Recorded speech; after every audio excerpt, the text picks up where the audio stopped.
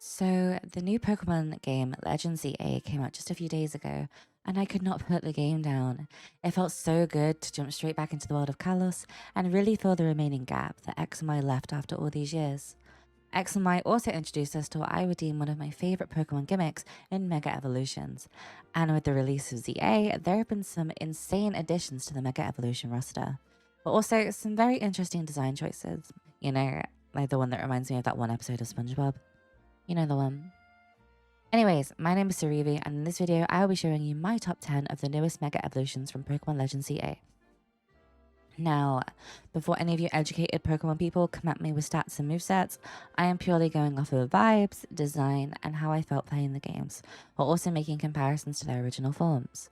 I know for a fact you guys in the comments may have differing opinions, so please let me know down below what your top 10 is.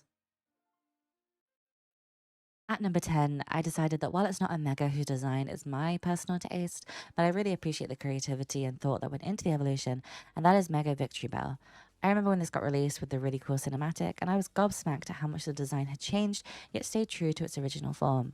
And with the story of Legends EA, and the idea that rogue Mega Evolved Pokemon are in lots of pain during that transition, I really felt that the design really encapsulates that, and that is why it's at number 10 on my list.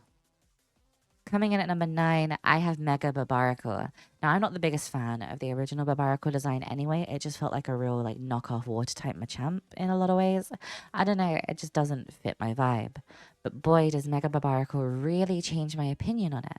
The change in posture and the increased arms with eyes in the hands, as well as the gaining of the fighting type, really give it a cool edge and something that I was not expecting at all from its Mega.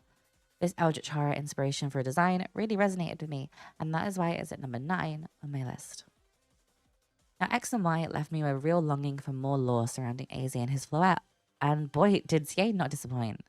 Mega Floette is such an interesting choice for a Mega that when it was mentioned in the games, I was sort of shocked because Megas had previously only been for final stage evolutions, and I was very interested to see how they would explain this sort of twist and how the design would match up. But Mega Floette's entire story and design looking so tied to the ultimate weapon that was used to revive it, and the reference there being like the idea that the only reason it's alive is because of the catastrophe that happened prior, made it a really cool and interesting choice for a Mega Pokemon. It's also a very pivotal character in the ZA story, and all in all, I loved what they did with it, and that's why it sits in the number 8 spot. With this next pick, I'm going to ignore the hideous typing of Bug and Poison when it should be part Steel. And at the number 7 spot, we have Mega Scolipede. Now, the Scolipede line has always been one of my favorites since its release in black and white. And I really like that it's getting some love so many years later. The colors look so badass, yet majestic at the same time, and there are some real like nods to the Whirlipede armor, and it really looks like Scolipede is essentially a horse in armor ready for battle. This thematic approach to this Mega really fits for me, and it's why it sits at number 7 on my list. Like I said earlier, I would like to have seen it gain an additional typing, like steel instead of bug or something. But all in all, I'm very happy with the design and vibe choice. For the number 6 spot, I can't not speak about one of my favorites and more goofy approaches to Mega Evolution designs, and that is Mega Phalanx. I was absolutely floored when this Mega Evolution appeared in the game. It just oozes personality with the little phalanx in the middle struggling to hold the others up, as well as this sort of Power Ranger Megazord design nod, which really just took the cake for me. You can tell that whoever was the driving force behind designing this Mega had a lot of fun while also sort of maintaining that sort of silly and goofy aura that Phalanx has as a Pokemon. I also really like the nod to Sword and Shield in its design. I'm assuming it's intentional, and that is why I have it at number 6. Coming in at the back of the top 5, we have Mega Scrafty. Now, I wasn't originally going to put this high up on my list or really even into my list at all, but after playing through ZA, going back over the way it was introduced in the story, being Naveen's ace, I really got to take in what makes the Mega so heckin' cool. I think the tie into Naveen's entire aesthetic, as well as comparing the Mega to the design of the main evolution line, really helps sell just how cool Mega Scrafty is. Well, it's definitely not something I would personally pick for my team just because I'm a bit of a fairy and psychic fanatic. I can appreciate just how cool the design and vibe is in the way it uses its turned white shed skin as a hoodie. I can appreciate the design choices, even though I personally would never really use it. That is why it's at number 5. Okay, now we've got to talk about Megamind themselves in Mega Malamar. I kid you not, I squealed so loud when I saw the release trailer for this Mega Evolution.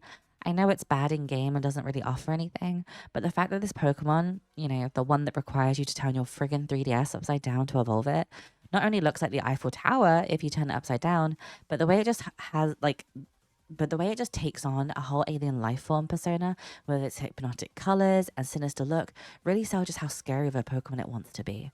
I absolutely love this design, and it has to be up there with one of my all-time favorites. However, like I said, it's a little bad in comparison to the other options, which is why it doesn't come in my top 3. Speaking of top 3, coming in third, I have put the GOAT himself, Mega Drampa. This really felt like such a redemption arc for the little old dragon. When this little guy was introduced in Generation 7, I feel like everyone, including myself, sort of overlooked him because he was just sort of there.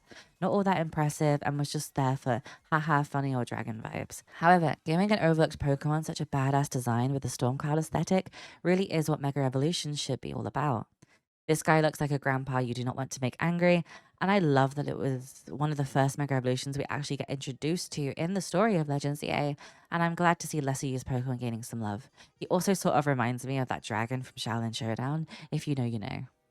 Speaking of lesser used Pokemon, let's talk about one of the other dragon types that got a Mega in this game, and that is Mega Dragalge.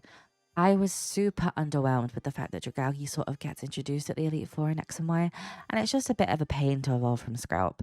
The typing, though, was super interesting in Dragon and Poison, but I just couldn't add it to my team in X and Y when there were so many other options. However, seeing Mega Dragalge in-game just took my breath away. This Pokemon just goes from a weird-looking seahorse to a whole frickin' sea dragon. I love this design so much. It looks so regal, and genuinely this design is something that I didn't know I needed, but I'm so glad that I got. This was very close to being my favorite Mega Pokemon design-wise, but wow, this is my number 2. Now, I fear I may ruffle some feathers a little with this one, but I'm super biased with my number 1 choice, and that is going to be the Ice Queen herself, Mega Frostlass. Now, at first, when I saw the Mega Frostlass, I was like, is this the Gigantamax? But no, the miscals at the base of her is all part of her exquisite design, and I'm so enamored by it the more I looked at it. I have a bit of a weak spot for regal-looking Pokemon, as you've probably realized right now, but I'm so glad that we have this Mega Evolution because I personally was really let down by Mega Glalie. Ice types are often overlooked in Pokemon or left to end game, so people don't really bother picking them up in the video games. But I've always loved Frostlass's design. This Mega Evolution does a good way at asserting just how intimidating this Pokemon is, and I'm so happy that we got to experience this in Legends EA. So there is my top 10 list of favorite new Mega Evolutions from Legends EA. Please do let me know what your favorites are in the comments section below. If you also like this video, don't forget to like, comment, and subscribe, as this will help out a lot. This is my first video for the channel, and I would love to know what you guys would be interested in seeing. I'm thinking of maybe doing something Nuzlocke related, maybe some streams, but I've not really figured that part out yet. Make sure to follow my socials as well, they will be in the description below. Thank you for watching, and happy catching.